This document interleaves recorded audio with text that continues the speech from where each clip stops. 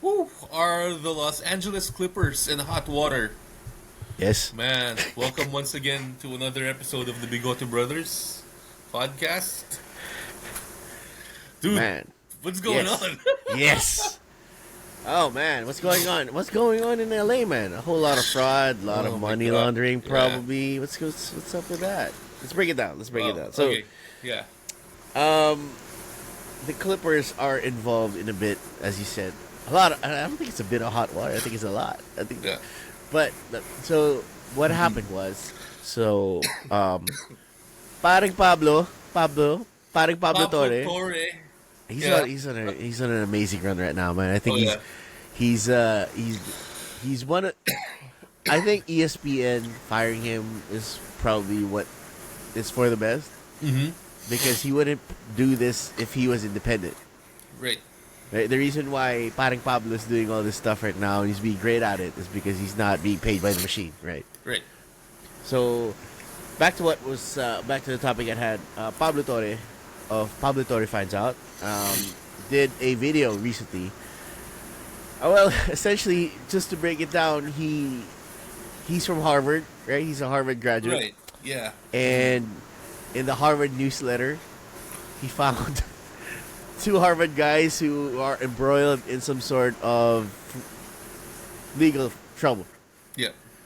And what happened was I guess this is where journalists are with their eyes. We got to ask our friend Paolo about this one time. But he saw something that no one else saw. He saw the name Kawhi Leonard buried underneath all this stuff that's happening with these Harvard graduates, right? So these two dudes from Harvard started a company. I think it's called Aspiration, Aspiration. Yeah. right? And then they were it's gone now. That company is gone now. And then for some reason, Pablo Torre dug deep and saw the name Kawhi Leonard among the people that Aspiration needs to pay. Mm-hmm. And he just followed the money, Yeah. and then here we are. That's it in a nutshell. What he found was, to be honest, it's pretty damning. Yep. So just to lay out a timeline, Kawhi Leonard went from the Toronto Raptors in, was it 2019? Was it? Yeah. Or 20. Was it 2020? post COVID? Was it post Yeah, COVID? Or around the time that Anthony Davis came, really, right. to the Lakers, right? That second season Oh of yeah, LeBron. yeah, yeah. So before the pandemic, I mean that season, that bubble season, essentially. So the Raptors wanted to resign Kawhi.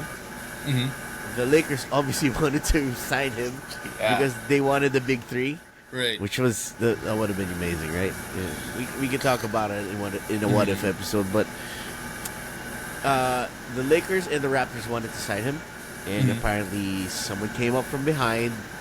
The Clippers eventually signed him, Right. and after all, let's some little tidbits around that fact. There were a lot of quote unquote Lakers insiders. I don't know if you've heard the name RD Ambition.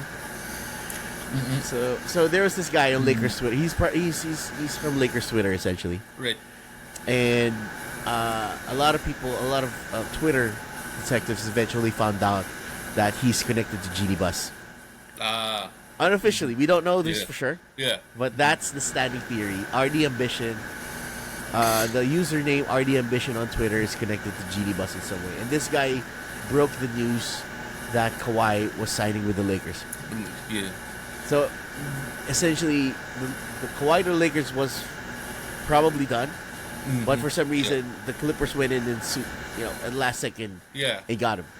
We all know the Clippers traded SGA, Gallinari, and I believe was it 5 first round picks Yeah. For Paul George. for Paul George. Yeah. Right, for the Thunder. Now that's a whole different story. But what we're doing here is that the reason why the Clippers did that is that was the only reason Kawhi would sign with them. Right. Right? So Kawhi wanted a super team as well, at least a running mate, and he wanted Paul George, and the Clippers moved heaven and earth to get it. Now, Kawhi was due for an extension in 2021, and he signed that. So, what essentially happens now is that we have to understand in Pablo Torre. I mean, we're gonna link it below. If you want to know more about the story, the Filipino actually came out. Yeah. You definitely have to check out Pablo Torre Fights Out because it he can't. I can't explain it better than him. Parang Pablo just laid it out properly. Right. Did you get a chance to watch it? It was a long video, not everything, but he did, and you gotta credit Pablo Torre because I know we touched on him a few months ago with I'm not sure, I forgot what we were With the talking gambling about. scandal. The gambling scandal, yeah. So the thing with him is he is one of the most thorough, investigative podcasters out there, and with this thing that's hovering over the Clippers right now like a dark cloud.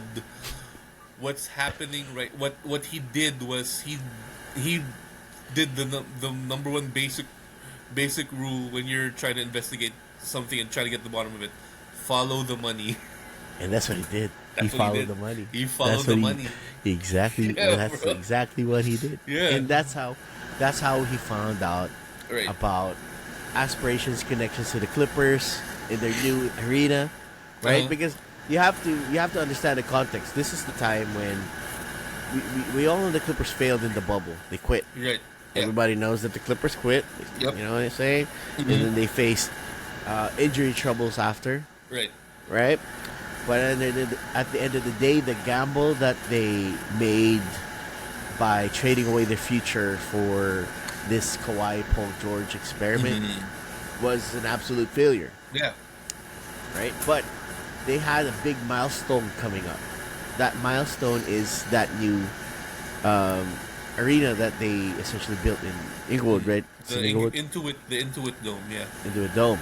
So, I mean, if you're a new owner with a new arena, wouldn't you want a superstar to be on your team once that arena is built? You want to be able to sell season tickets. You want to be able to sell your arena to the people, right? And he needed these superstars. Eventually, he got James Harden as well.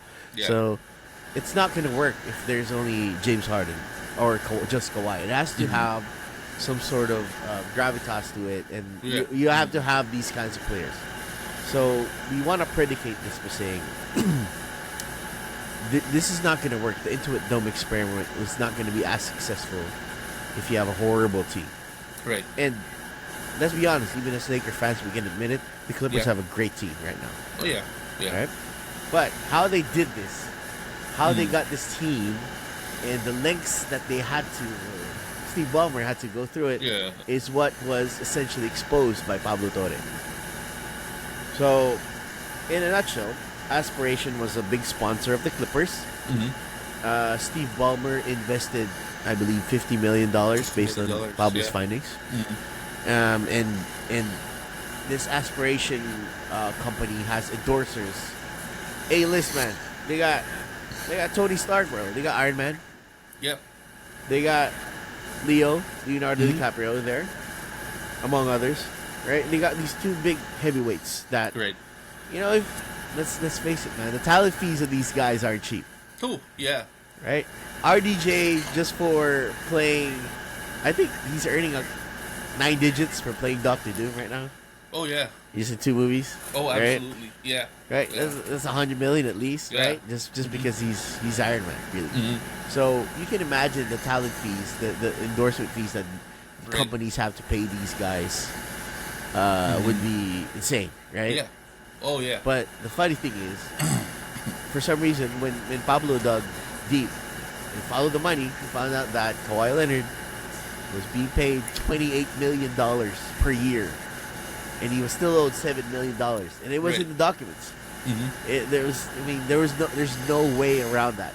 Kawhi is being paid by this company. For some reason, this company's going bankrupt, right? Right. For whatever reason, they're going bankrupt, and they still have to pay Kawhi $7 million. Yep. And on top of it, apparently, he's also being paid $20 million worth of stock. Right. So I'm no mathematician here. I actually suck at math. That's my worst subject. If he's earning 28 million from from the endorsement and 20 million in stock, that's 48 million. Yeah.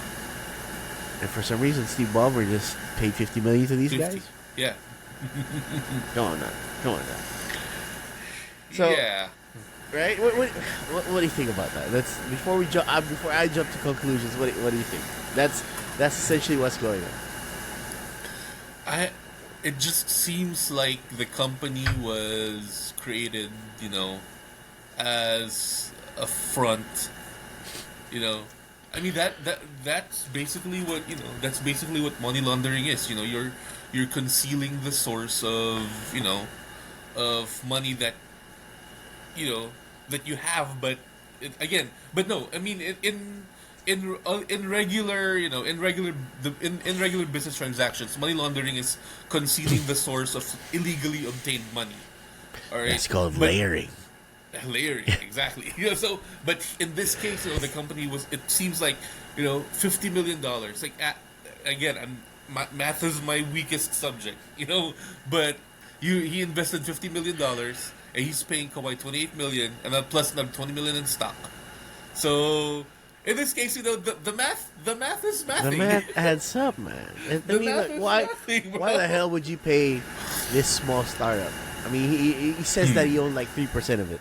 Right. He gave 50 mil to them. That's fine. The company folded within, I think, 2-3 years after all this stuff. Yeah. Right, and then it wasn't meant to. It wasn't meant to thrive. It was just there, So if it falls, it falls. That's and the funny thing about it is that Kawhi was being paid $7 million a year to be an endorser. Right. Pablo scoured the internet and he couldn't find anything about Kawhi even mentioning this company. Yeah. All right. So I mean, if you're an endorser, and Robert Downey Jr. had an ad for this, so you're right. That's that. Oh. What the hell, man? What's going on? It's. I don't know how. The only play that the Clippers have here, in my opinion, is deniability, really, and that's what. I was about to say Donald Sterling, but that was what Steve Ballmer just did recently. So he went on ESPN with Ramona Shelburne, and just discussed. Essentially, it was a fluff piece, right? It was a PR piece. Right. It's kind of like someone going on Fox News and expecting, straightforward, non-biased reporting. They're not. That's what it is. They're not going to be asking the hard questions. And she definitely did it. And take note, Ramona. Just for context, Ramona used to be a Lakers insider. Right. She was connected with Jeannie Buss in the front office. Right. And for some reason that the bridge was burned. And for now, she's been actually shitting on the Lakers a lot. Remember that article that she did with Brian Windhorst about? We talked about this, the LeBron one. The LeBron one, yeah. Right, the baseless LeBron one that has been was debunked the next day, really, and they haven't mentioned it since. Yeah. Right, and so it kind of feels like the ESPN and the whole of ESPN has done the same. They've softened the landing here for the Clippers. You've seen Chumps. You've seen Stephen A. You said Windhorst already. So those guys they're really on a tear right now, trying to kind of counteract what Pablo was doing. They try to kind of soften the blow for the Clippers. I think it's BS. Yeah. So, look, first and foremost, shout out to Parang Pablo Torre here. Right. For amazing reporting. You mentioned that investigative reporting, that I don't think that even exists now in current sports media. This is the reason why everyone should subscribe to Pablo Torre Fights Out, right? Because he's doing the stuff that no one else is really doing. Oh yeah, right? I mean, look, the gambling stuff, no one picked up on it. Yep. No one followed up. This whole Steve Ballmer stuff, no one else is doing it. No. This is something that only independent media is able to do, and I think it makes me sad that ESPN has devolved in this way. Right. They used to be fun journalism. They used to be, they give us a little bit of hype for games, but right now it kind of feels manufactured the way they do it. It Yeah. doesn't feel the same. What do you think? It doesn't feel the same. It's like it ESPN. It just right now feels like they're being super careful because that's how that's the norm right now is to be like super careful with stuff like this. But yeah, like you mentioned, no one really does any more sports investigative journalism right now. It was this type of reporting that led to findings such as um, well, those all those cases in the NCAA back then when they were able to find out who was which student athletes were getting paid under the table and stuff like that. I mean, not that I disagree with that. I honestly believe we can go to that subject like, in another episode. But I honestly believe student athletes should have that that leeway to get some form of compensation because they're not being paid professionally and they're lending their talents and their skills. But it's this type of journalism that kind of opened our eyes to to that the kind that blue chip recruiting process that schools have done in the past. So I think ESPN's really fluffing a lot of stuff right now. I think they're really being careful. Stephen A. actually really mentioned it. He wants to give Steve Ballmer the benefit of the doubt, and not just that. If you saw his piece on First Take, he was actually shitting on Kawhi, calling him like he called him like the worst superstar ever. That's classic deflection right there. I mean, look, Yeah. the play here, I believe, for the Clippers, and the play here for the Clippers is to separate themselves from Kawhi at this point. Yeah. Right? I think what's gonna happen here is they're gonna every chance they get, they're gonna throw Kawhi and his uncle under the bus. Yeah. Really, that's what's gonna happen Right. here. Yeah. They're gonna say that, and Steve Ballmer already said they had no knowledge of the aspiration deal with Kawhi, because that's the only play that they have. Really, they can't. They have to deny the fact that Kawhi was paid under the table, even if the numbers add up, even if the circumstance adds up. The only way that the Clippers avoid the biggest penalties Right. would be to just deny this, because they look. Yeah. This isn't the first time that this happened, man. Nope. This isn't the first time that something similar to this has happened. Right. We were talking about this. This is the old heads. We're old heads. We remember this. I remember this because, dude, I'm a fan of the guy. I'm a fan of Joe Smith. He was on the Warriors. He was Right. he was the first pick of the Warriors, right?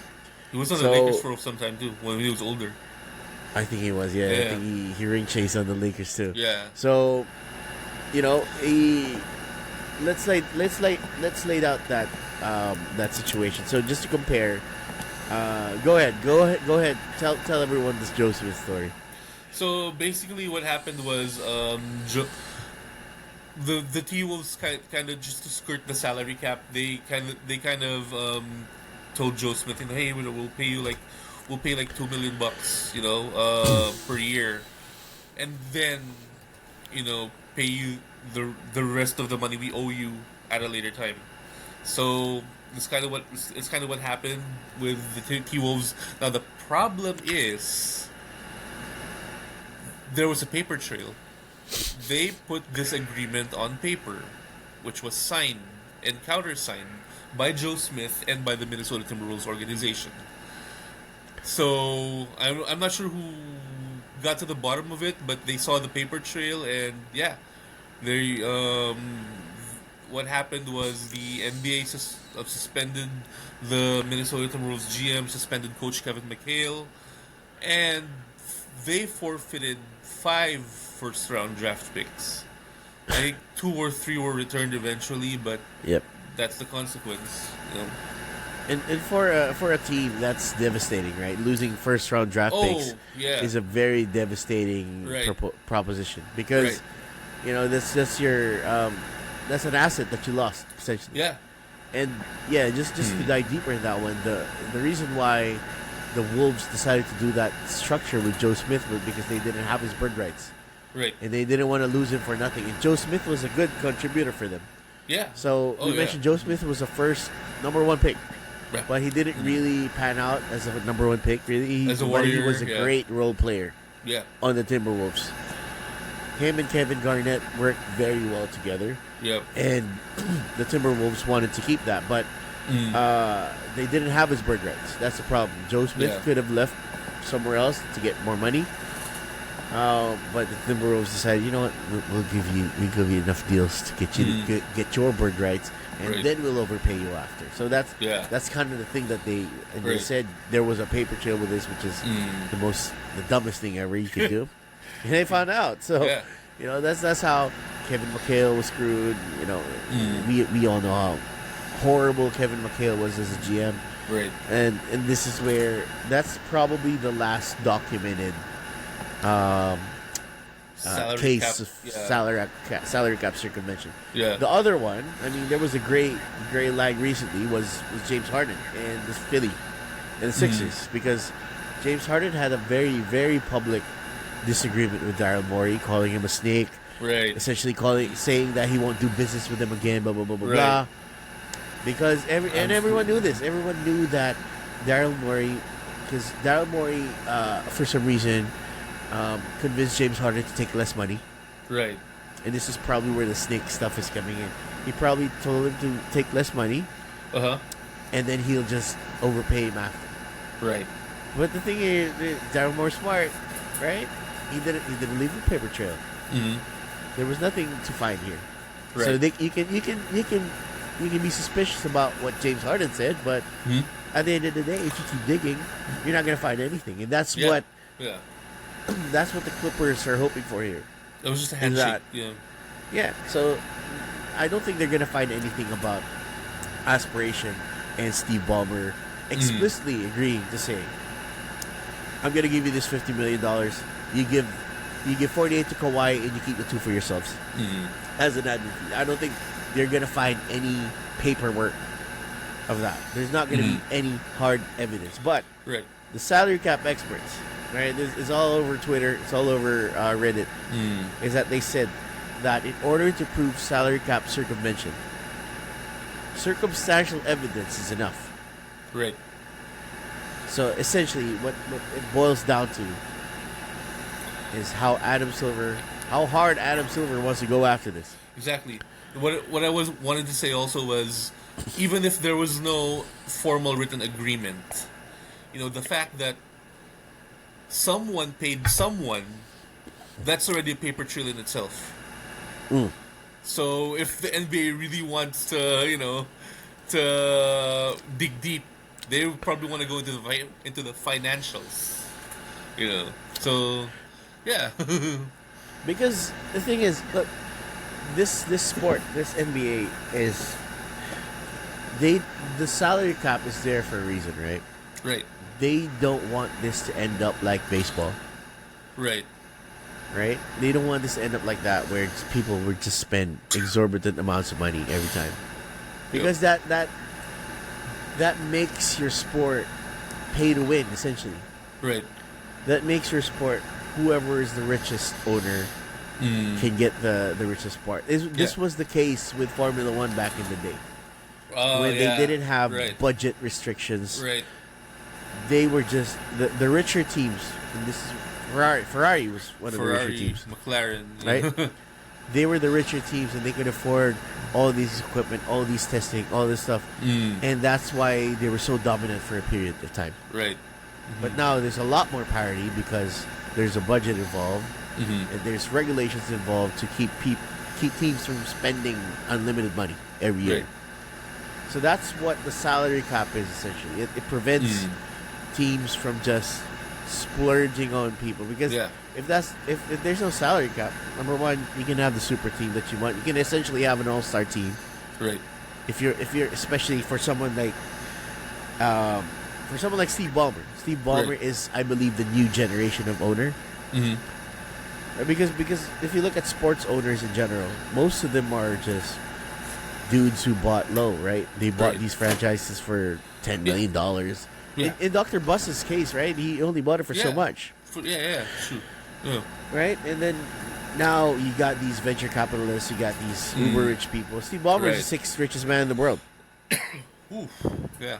I think I saw a number where Steve Ballmer could buy every NBA team and would still have $20 billion left. That's insane, man. He could just buy Wow. every Yeah. NBA team right now Mhm. at their current valuation Yeah. and still have $20 billion. This whole you mentioned the venture capitalists, and I mean, another example is our very own Mark Walter. You know, so like having that, like baseball not having a salary cap, we're able to get we spent $1 billion on two players, on two pitchers.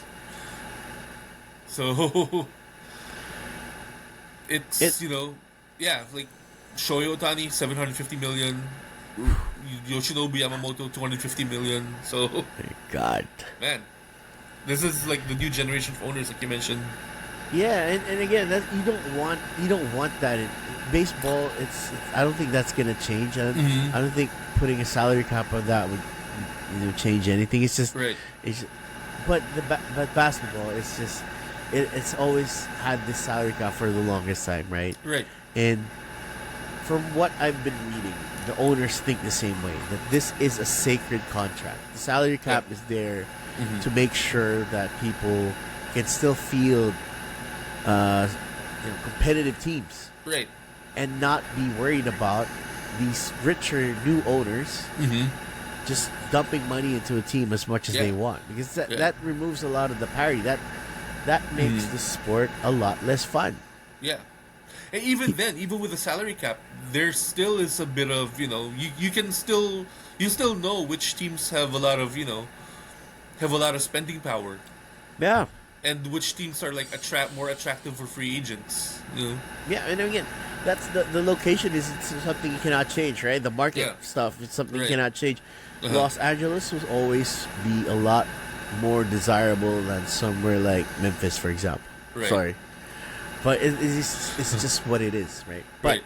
if you allow the owners for these teams to spend a lot more, sure, the player salaries would rise. They'd love that, but Right. what's going to happen now is that teams can just be so stacked. This is going to get Yeah. boring, man. Yeah. It's the fun of competition is going to be lost, and this is what people are knocking LeBron James for in the first place, right? Right. Because of the Heatles. This is essentially what it Yeah. is. Do you want every team to be like the Heatles? Do you want the richest team to have an all-star team? Then this is what the salary cap is for. It gives these owners a limit on how much they can spend on salaries.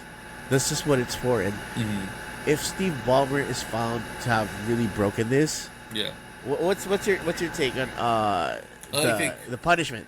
So we have a baseline for Joe Smith. What do you Right. think is gonna happen if they found that Steve Ballmer really did this shit? I think Mark Cuban said it best. He was interviewed, I think, yesterday, and you'll see it on Pablo Torre Finds Out, which was uploaded like a few hours ago. If Steve Ballmer had knowledge of this transaction and willingly knew about it, Mark Cuban said it best. He's fucked. I am not sure what a stiffer penalty would mean for the Clippers. It could mean, it could mean forfeiting first rounders. It could mean if Kawhi, willingly, if they find that he was willingly complicit in this deal, he could be suspended for a year, maybe more. We don't know. So there's a lot of repercussions that could happen with the Clippers because of this. You know what I think? I think what should happen is this. So the baseline is already there. You should lose first round draft picks. That's fine. Yep. But the funny thing is that the Clippers don't have first round draft They picks. don't have any first round. Okay, picks. so let me have a look real quick. So Clippers, I'm pretty sure that all their first round picks have They been gave traded. all those first round picks along with the SGA, Right, man. so they gave 5 of those, Yeah, right? So they're not gonna have a first round pick. Actually, They had one last year. Was it? Yeah, they had one last year. They picked on the 30. They picked the 30th. But I'm pretty sure they're kind of screwed. So Yeah. first round picks, right? So here we go.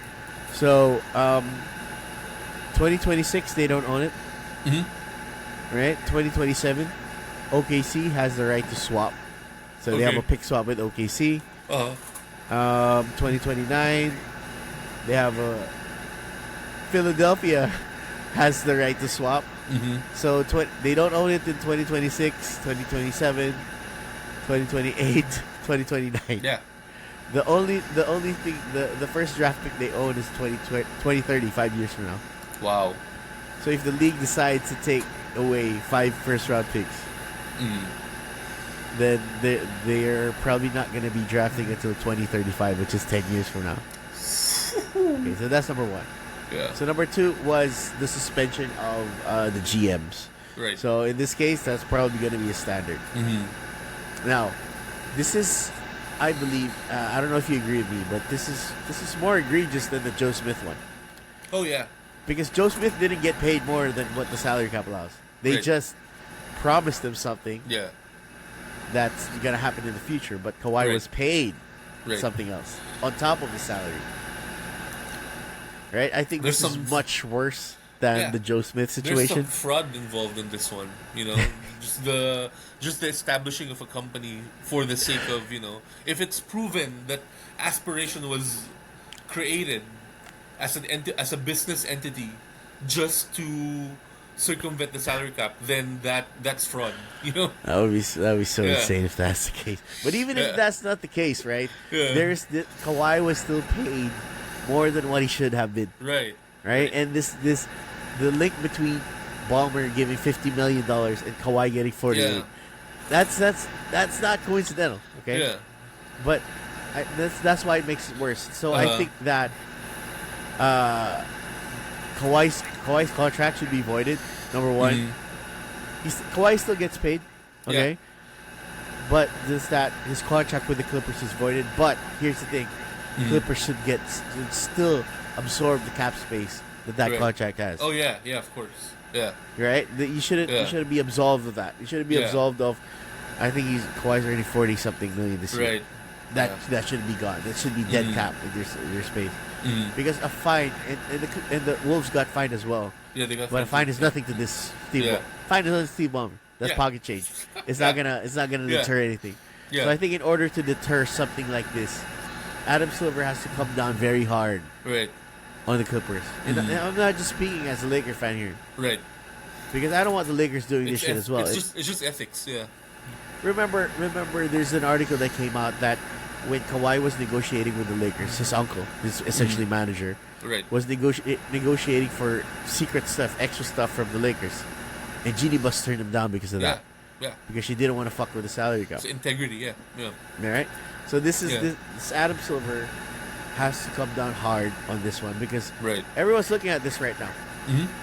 Okay, so if Adam Silver gives a soft punishment to this, a lot of people are going to be disappointed. It's going to send a message, as well, you know. But what really, this is the thing, what really gets me scratching my head over this whole thing is that they essentially paid Kawhi $28 million to do nothing. Exactly. Right? He didn't do anything. He's just, there was nothing there. There was the contract was funny, right? Because it says there, Kawhi can do this if he wants to. He doesn't have to if he doesn't want to. And it's just insane